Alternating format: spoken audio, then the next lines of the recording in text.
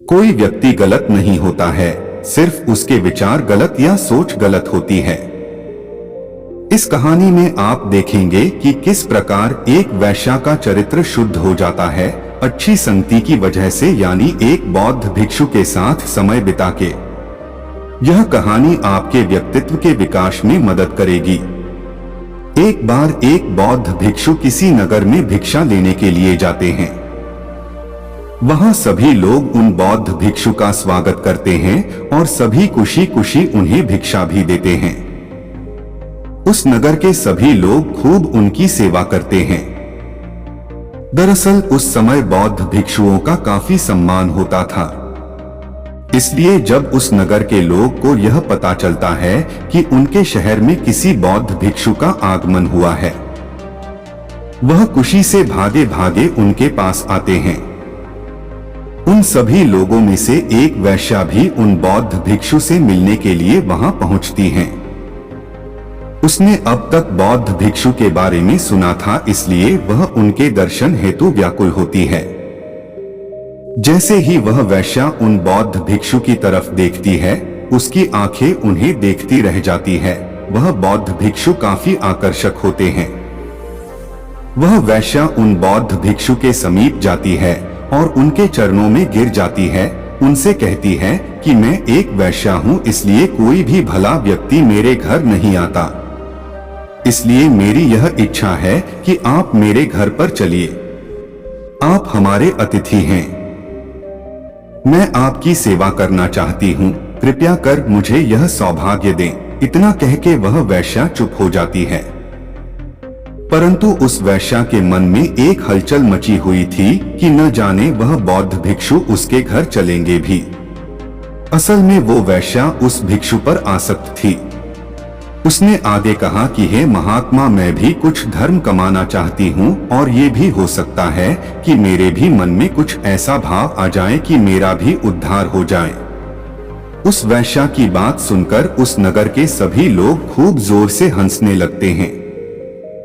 कहते हैं कि भला एक बौद्ध भिक्षु कैसे किसी वैश्या के कोठे पर जा सकते हैं। ऐसा करने से वह पाप के भागी बनेंगे। उन नगरवासियों की बात सुनकर वैश्या उन बौद्ध भिक्षु से कहती है कि मैं अपने सभी पापों को ही कम करने के लिए इनकी सेवा करना चाहती हूँ। तभी मैं इन्हें अपने साथ ले जाना चाहती हूँ। मुझे एक मौका जरूर दीजिए। कृपया करके मेरे साथ चलिए। वह बौद्ध भिक्षु सभी की बात सुन रहे थे, लेकिन कुछ बोल नहीं रहे थे, मौन थे। फिर कुछ समय बाद कहते हैं कि मैं तुम्हारे घर आने के लिए तैयार हूँ, लेकिन मुझे इसके लिए अपने गुरु से भी आज्ञा लेनी होगी। बिना उनकी अनुमति के हम बौद्ध भिक्षु कहीं नहीं जा सकते। यह सुनकर वह वैश्या कहती है कि मैं आपका इंतजार करूंगी। मुझे उम्मीद है कि आप अवश्य आएंगे और बाकी लोगों की तरह मुझे नीची नजर से नहीं देखेंगे। तब सभी लोग उन बौद्ध भिक्षु से कहते हैं कि भंत, आप उसकी बात न सुने। इस नगर में कोई भी उसके द्वार पर नहीं जाता और आप उससे दूर रहे। इतने में उस नगर का धनी सेठ भी मौजूद होता है। वह बुद्ध से कहता है कि हे महात्मा, ये पापी है, इससे दूर रहिए। इसके साथ जाने से सभी आपकी अवहेलना करेंगे। इससे अच्छा होगा कि आप मेरे साथ चलिए। इस वैश्या का कोठा आपके जाने लायक नहीं है। इतना सुन वह वैश्या उनसे कहती है कि यदि मैं पापी हूँ तो उस नजर से तो इस नगर के अधिकतर लोग पापी हैं, क्योंकि वह सभी मेरे पास आ चुके हैं। फिर तो आप भी बौद्ध भिक्षु के लायक नहीं हुए। और तब वह वैश्या सेठ से कहती है कि क्यों सेठ जी, आप भूल गए कि आप भी न जाने कितनी बार मेरे पास आए हैं, तो आप भी तो पापी हुए न। यदि वह महात्मा मेरा उद्धार करना चाहते हैं तो तुम्हें कोई आपत्ति नहीं होनी चाहिए, क्योंकि आप स्वयं एक बहुत बड़े पापी हैं। उस वैश्या की बात सुनकर नगर का सेठ एकदम चुप हो जाता है। उसके पास आगे कहने के लिए कोई शब्द नहीं बचा था। सभी लोग अपने अपने घर लौट जाते हैं। वह बौद्ध भिक्षु अपने गुरु के पास जाते हैं और वहां के सारी घटना के बारे में बताते हैं। जब वह भिक्षु पूरी बात गुरु जी को बता रहे होते हैं, तब वहां अन्य भिक्षु भी बैठे होते हैं। वह सभी यह सोच रहे थे कि गुरु जी क्या कहेंगे।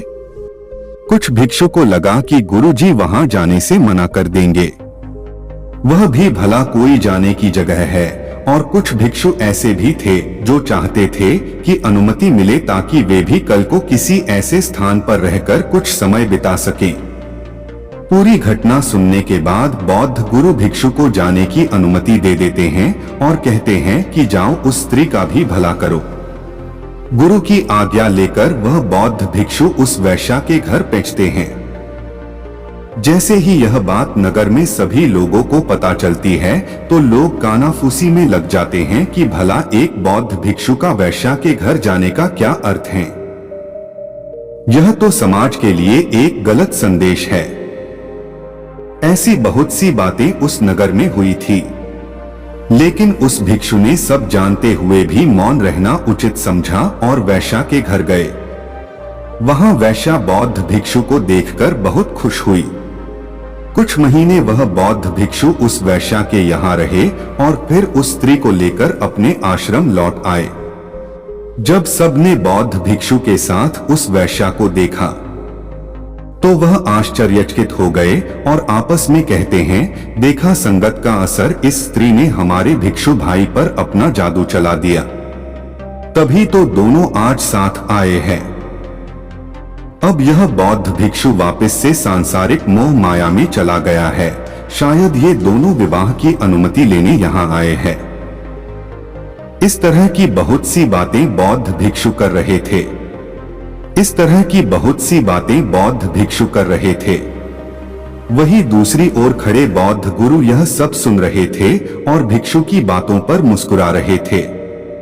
वह भिक्षु गुरु के पास जाता है और उनके चरण स्पर्श कर उनसे कहता है कि हे गुरुजी, मैंने इस स्त्री का उद्धार कर दिया है। अब यह पूरी तरह से शुद्ध आत्मा बन चुकी है। अब यह भी बौद्ध भिक्षुणी बनना चाहती है। इसे भी अपना शिष्य स्वीकार करें।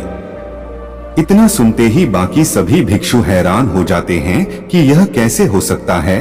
चरित्र तो हमेशा बुरे के साथ रहकर अच्छे का खराब होता है। हमें बचपन से यही सिखाया जाता है कि बुरे के साथ रहकर तुम भी बुरे बन जाओगे और अच्छे के साथ रहकर अच्छे। लेकिन यहाँ तो बुरे संगति का कोई भी दुष्प्रभाव नहीं दिख रहा, बल्कि यह स्त्री तो बदल गई, बौद्ध भिक्षुणी बनना चाहती है। आखिर यह हुआ तो हुआ कैसे? ऐसे कई प्रश्न भिक्षुओं के भीतर चल रहे थे। तभी गुरुजी सभी की उलझन दूर करते हुए कहते हैं, तुम सभी इतना मत सोचो, तुम्हारे सोचने से उत्तर नहीं मिलेगा। और आगे कहते हैं कि देखो इस भिक्षु को जिसने मेरी आशा के अनुरूप कार्य किया है। इस स्त्री का चरित्र अपने चरित्र जैसा बना दिया, न कि खुद को बदलने दिया। ये ठीक उसी प्रकार है जैसे कमल कीचड़ में रहकर भी कीचड़ जैसा नहीं होता। अपने ज्ञान का उपयोग कर हर मुश्किल काम को आसान बनाया जा सकता है। गुरु की बात सुन सभी बौद्ध भिक्षु समझ जाते हैं कि यदि आप अच्छी संगति में रहते हैं तो बुरा से बुरा व्यक्ति भी सुधर सकता है। इतना कहकर गुरु उन दोनों भिक्षु और स्त्री को आशीर्वाद देते हैं और उसे अपने संघ में सम्मिलित कर लेते हैं। जब यह बात नगर में सबको पता चलती है तब उन्हें अपनी खराब सोच पर काफी शर्मिंदगी महसूस होती है और वह भी गुरु के कहे शब्दों को समझ जाते हैं।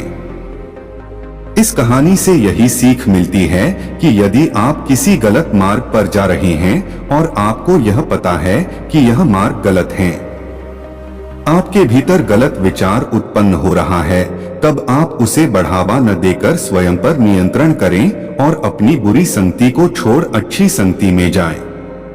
उनके साथ रहने की आदत डालिए, क्योंकि अच्छे लोगों के साथ ही आप अपने आप को बदल सकते हैं, सही मार्ग पर ला सकते हैं। जिस प्रकार आप अपने भीतर बुरे विचारों का स्वागत करते हैं, उसे आने देते हैं, वैसे ही अच्छे विचारों को भी भीतर जाने दें। उनका विरोध न करें बल्कि उनका भी स्वागत करें। जैसे ही आप अच्छे विचारों के लिए अपने मन के द्वार खोल देंगे, आप पाएंगे कि आप एक अच्छे इंसान बन चुके हैं और तभी आप कामयाब हो सकते हैं।